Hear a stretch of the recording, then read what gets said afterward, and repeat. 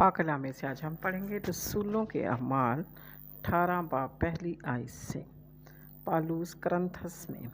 ان باتوں کے بعد پالوس اتھینیہ سے روانہ ہو کر کرنتھس میں آیا اور وہاں اس کو اکولا نام ایک یہودی ملا جو پینتوس کی پیدائش تھا اور اپنی بیوی پرسکلا سمیت اطالیہ سے نیا نیا آیا تھا، کیونکہ کلودیس نے حکم دیا تھا سب یہودی روما سے نکل جائیں۔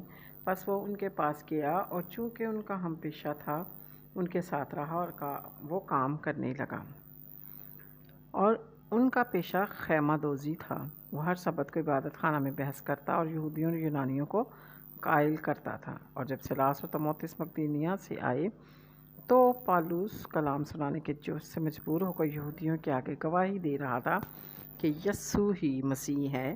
جب لوگ مخالفت کرنے اور کفر بکنے لگے تو اس نے اپنے کپڑے جھاڑ کر ان سے کہا، تمہارا خون تمہاری ہی گردن پر، میں پاک ہوں۔ اب سے غیر قوموں کے پاس جاؤں گا۔ وہاں سے چلا گیا اور تیتس اور یوستس نام ایک خدا پرست کے گھر گیا جو عبادت خانہ سے ملا ہوا تھا۔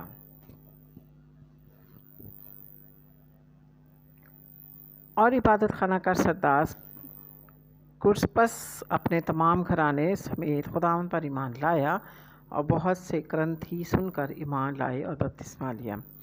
خداوند نے رات کو رویا میں پالوس سے کہا، خوف نہ کر بلکہ کہے جا، چپ نہ رہ، اس لیے کہ میں تیرے ساتھ ہوں اور کوئی شخص تجھ پر حملہ کر کے زر نہ پہنچا سکے گا، کیونکہ اس شہر میں میرے بہت سے لوگ ہیں۔ پس وہ 1.5 برس ان میں رہ کر خدا کا کلام سکھاتا رہا۔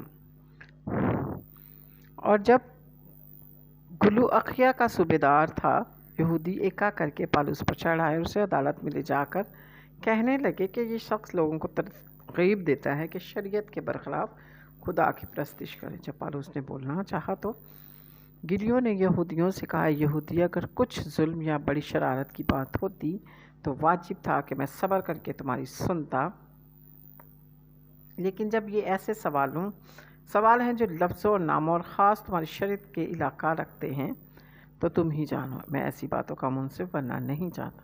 اور اس نے عدالت سے نکلوا دیا۔ اور پھر سب لوگوں نے عبادت خانہ کے سردار سوستنس کو پکڑ کر عدالت کے سامنے مارا، مگر گلیوں نے ان باتوں کی کچھ پرواہ نہ کی۔ پس پالوس بہت دن وہاں رہ کر بھائیوں سے رخصت ہوا، اور چونکہ اس نے منت مانی تھی اس لیے خنخرگیبیا میں سر منڈایا اور جہاز پر سوریا کو روانہ ہوا، اور پرسکلا اور اکولا اس کے ساتھ تھے۔ اور افسس میں پہنچ کر اس نے انہیں وہاں چھوڑا اور آپ عبادت خانہ میں جا کر یہودیوں سے بحث کرنے لگا۔ جب انہوں نے اس سے درخواست کی اور کچھ عرصہ ہمارے ساتھ رہے تو اس نے منظور نہ کیا، بلکہ یہ کہہ کر ان سے رخصت ہوا کہ اگر خدا نے چاہا تو تمہارے پاس پھر آؤں گا۔ اور افسس سے جہاز پر روانہ ہوا اور پھر کیسریا میں اتر کر یروشلم کو گیا اور کلیسیا کو سلام کر کے انطاکیہ میں آیا، اور چند روز رہ کر وہاں سے روانہ ہوا اور ترتیب وار گلگتیا کے علاقے فروگیا سے گزرتا ہوا سب شاگردوں کو مضبوط کرتا گیا۔ پھر اپلوس نام ایک یہودی اسکندریہ کی پیدائش، خوش تقریر اور کتاب مقدس کا ماہر افسس میں پہنچا۔ اس شخص نے خداوند کی راہ کی تعلیم پائی تھی اور روحانی جوش سے کلام کرتا تھا اور یسوع کی بابت صحیح تعلیم دیتا تھا، مگر صرف یوحنا ہی کے بپتسمہ سے واقف تھا۔